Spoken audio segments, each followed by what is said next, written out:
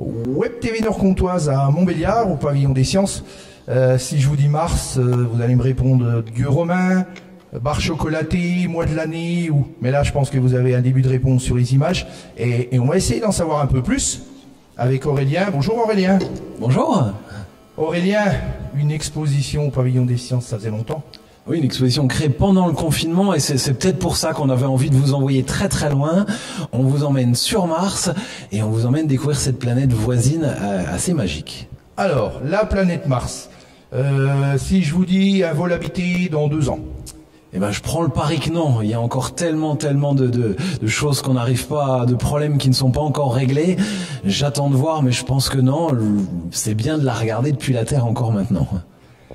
Si je vous dis production d'électricité sur Mars? Compliqué pour l'instant, les petits rovers qui y sont fonctionnent au plutonium. Alors c'est pas des centrales nucléaires, mais on profite de l'énergie du plutonium. Les panneaux solaires pour des petites batteries, ça fait partie d'un des problèmes qu'il va falloir régler pour se faire de l'énergie, faire de l'oxygène et régler encore d'autres soucis. Et allez, ceux qui feront partie des vols habités, ça sera peut-être pas nous, ils doivent mettre quoi dans leur valise? Un gros pull?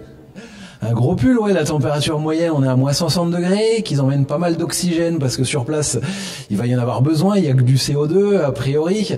Et puis encore tellement de choses, des problèmes de communication quand il y a des tempêtes, le micro aurait du mal à passer.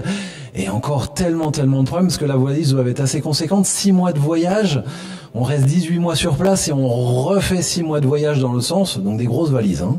Alors on redevient quand même je redeviens un petit peu sérieux, cette exposition. Alors l'idée est de découvrir vraiment Mars, qu'on peut voir depuis la Terre, et l'idée c'est de suivre un peu les instruments que les êtres humains ont inventés pour mieux la voir.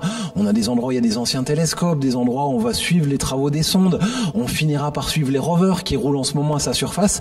L'idée est de mieux connaître cette planète voisine, qui a peut-être un petit temps ressemblé à la Terre, qui est morte aujourd'hui, qui nous pousse à faire des voyages et qui nous pousse à nous projeter là-bas, mais je vous rassure, c'est vraiment pas un plan B.